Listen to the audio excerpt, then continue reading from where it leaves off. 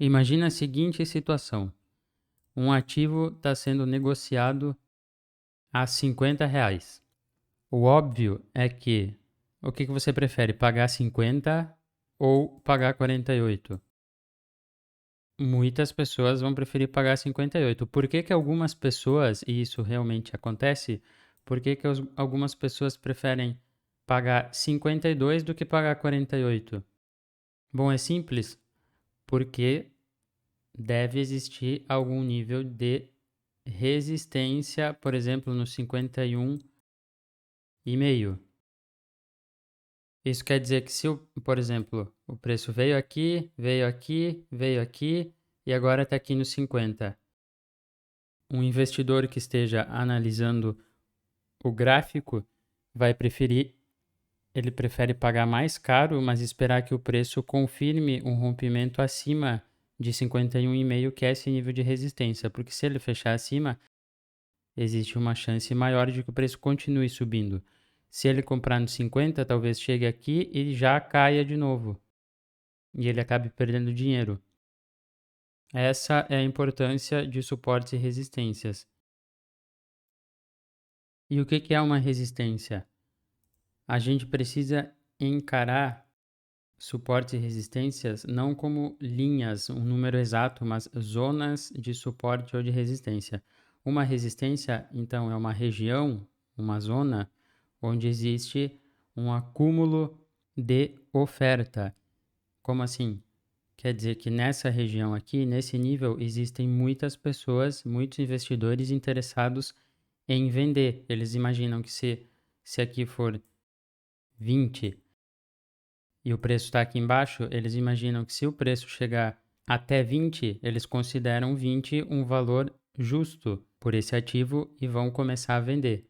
Então o preço vai chegar até lá, tem vários compradores interessados, o preço vai subindo. Quando chegar numa região onde existe uma concentração de oferta para vender, o preço vai começar a cair porque tem muitas pessoas querendo vender. E um suporte é o inverso, é uma zona, uma região onde existe um acúmulo de oferta. Se o preço está aqui em cima, 25, as pessoas que estão observando esse nível aqui, os investidores estão interessados em comprar o ativo apenas quando ele chegar a 20, porque antes disso eles acham caro demais, mais do que 20. Quando chegar a 20, eles acham um preço bom e vão começar a comprar. E aí, esse acúmulo de demanda vai empurrar o preço para cima. Quando o preço continuar subindo até chegar numa região onde existem muitas pessoas querendo vender, porque o preço está bom para isso, ele vai começar a cair de novo. Vai chegar numa resistência e vai começar a cair. E aí, como que a gente pode antecipar níveis de suporte ou de resistência? Ou onde identificar eles? Como desenhar eles? Uma das formas é observar números redondos do preço, né? 20, 15, ou mesmo 18, 10, 14, enfim. São todos níveis potencialmente importantes. Por quê? Por que que o 15 é mais importante do que o 15 e 25? Porque os números redondos são mais fáceis de lembrar. As pessoas, quando vão colocar uma oferta, os números que vêm à mente primeiro são os números redondos. Então, a gente espera que em todos os números redondos possa existir um grande número de ordens posicionadas esperando para serem disparadas. Aqui no gráfico, os números redondos são marcados por essas linhas horizontais, então fica mais fácil de identificar os números redondos, né? A primeira coisa é afastar o gráfico para ficar mais fácil de enxergar. E aí, aqui, por exemplo, eu já posso ver um nível importante. Como é que eu tracei essa linha aqui no TradingView? O atalho é Alt H. Aqui tem mais um nível importante em número redondo. Aqui tem mais um número redondo importante. Esse aqui, apesar de não ser redondo, é a máxima de um bom período, então é uma resistência importante. E esse aqui é a mínima de um bom período. Não está em número redondo, mas só para comentar que máximas e mínimas também são níveis que a gente precisa estar atento. E aí, se a gente for aqui para cá, a gente entra numa consolidação. Aqui tem mais um nível importante, certo? Então, a gente já traçou os principais aqui nesse gráfico. Eu já vou aproveitar, não é o assunto dessa aula, mas o que a gente consegue ver aqui? Um padrão gráfico, né? Qual deles? Aqui, ó. Deixa eu mudar a cor.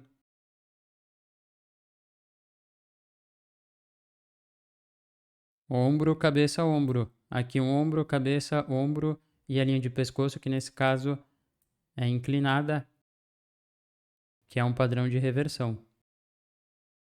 Vamos ver outro gráfico então.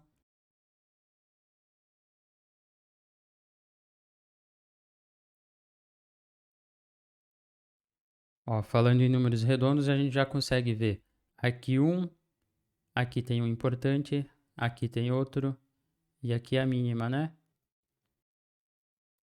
Bem simples. A segunda forma de identificar suportes e resistências é observando topos e fundos anteriores. Então, todo topo e todo fundo é um potencial nível de suporte e resistência. Então, imagina que aqui o preço caiu e está subindo. Esse aqui é uma resistência potencial. Talvez o preço chegue aqui e caia.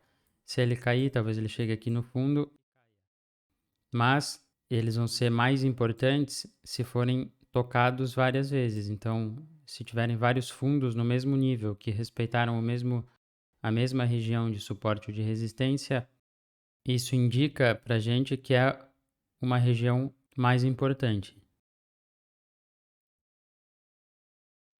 Então, agora vamos prestar atenção em topos e fundos anteriores, que são sempre potencialmente suportes ou resistências. Então, aqui eu tenho um topo, aqui na máxima, aqui eu tenho mais um topo, aqui assim eu tenho outro, aqui eu tenho um fundo. Então, todos esses são potenciais níveis de suporte ou de resistência. Ó, aqui tem vários topos aqui tem vários fundos que também são em números redondos, aqui tem mais um fundo. Só que aí acaba ficando muitas linhas no gráfico, né? A gente precisa filtrar isso e deixar só os mais importantes. Então, quais são os mais importantes? Os que forem tocados mais vezes.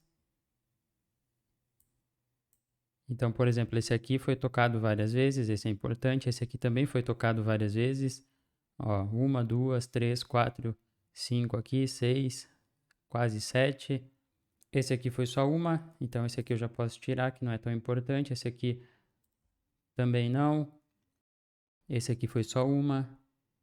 Esse aqui só 2 vezes. A gente vai tentando deixar o gráfico mais limpo. E o que eu tenho que cuidar um detalhe, né? Por exemplo, esse aqui é um topo, mas ele foi tocado só uma vez. Eu posso ajustar ele para um nível próximo em que ele seja tocado mais vezes pelo preço. Aqui, por exemplo, né? Ele foi tocado 1, 2, 3. Então, esse aqui seria mais adequado do que deixar ele só aqui em cima. Por que eu deixei esse aqui e esse aqui embaixo que foram tocados poucas vezes? Porque esse aqui é a máxima de um longo período e esse aqui é a mínima. Então, mesmo que tenham sido tocados poucas vezes, eles são importantes sempre. A máxima ou a mínima do dia, por exemplo, ou do dia anterior. Vamos ver mais um exemplo. Ó, então, se eu observar cada topo e cada fundo, esse aqui é um, esse aqui é mais um, aqui mais um, outro, eu vou ter vários, né? Mas aí a gente precisa, aqui também, a gente precisa filtrar. Por exemplo, esse aqui, como é a mínima do gráfico todo aqui, né? Olha só, faz tempo que o preço não chega até lá. Então, esse aqui eu vou deixar porque é importante. Esse aqui foi tocado só uma vez, eu vou tirar. Esse aqui, ó, eu poderia, se ele tivesse aqui, considerando esse fundo, eu poderia ajustar para cá, que é um número redondo e foi tocado mais vezes. 1, 2, 3 aqui, 4, 5. Aqui cruzou 6 vezes, né? Esse aqui, considerando esse fundo aqui, eu posso ajustar para cá, por exemplo, que é um nível em que o preço tocou 1, 2, 3, 4, 5, 6 vezes. Esse aqui eu tiro, esse aqui foi uma vez aqui, mas eu vou deixar por quê? Porque ele foi tocado mais vezes aqui, ó, tá vendo? Mais 1, 2, 3. Eu até poderia ajustar aqui para esse número redondo. Porque foi 1, 2, 3, quase 4 vezes.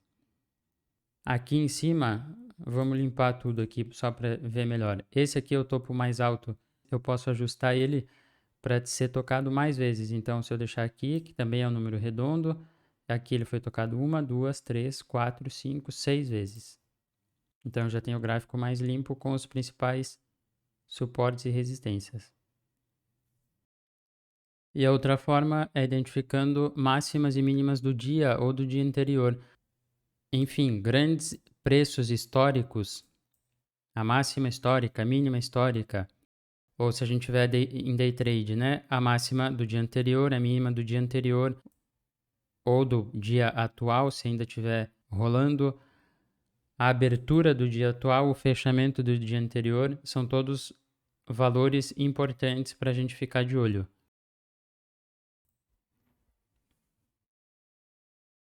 Ó, então esse é o gráfico do mini dólar de 5 minutos.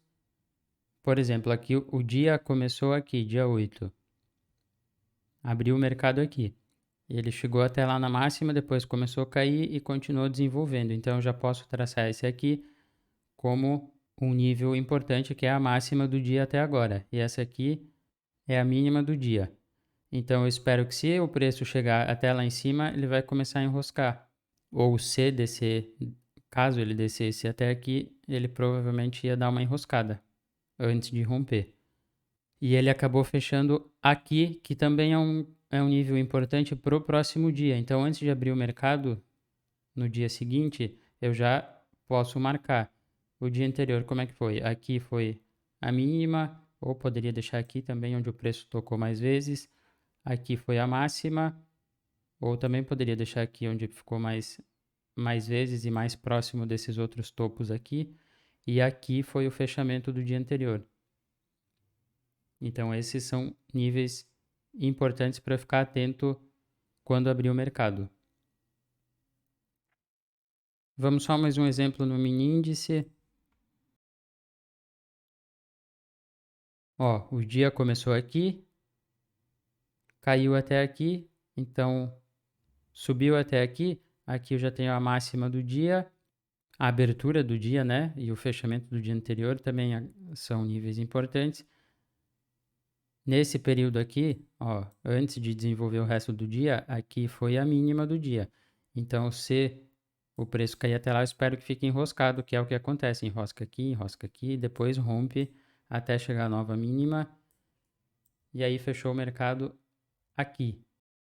Então, pro próximo dia, eu já fico de olho na máxima do dia anterior, na mínima do dia anterior e no fechamento do dia anterior. E aí, para terminar, eu só quero comentar sobre outros suportes e resistências, que também são outras ferramentas que também vão servir como suportes e resistências, como as linhas de tendência. Aqui, por exemplo, uma linha de tendência de baixa que liga topos descendentes, ela acaba servindo como uma resistência, quer dizer que toda vez que o preço chegar próximo dela, existe uma chance de que o preço reverta e acabe caindo de novo. Numa linha de tendência de alta, a mesma coisa, que liga fundos ascendentes. Ela serve como, eu posso utilizar a linha de tendência para prever um nível de suporte e aí que sirva como um ponto de apoio para a reversão do preço.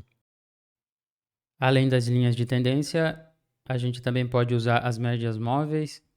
Aqui uma média móvel exponencial de 50 períodos. Olha como numa tendência de alta ela fica inclinada para cima e ela quase coincide com uma linha de tendência, né? Mas ela acaba servindo como uma região de suporte.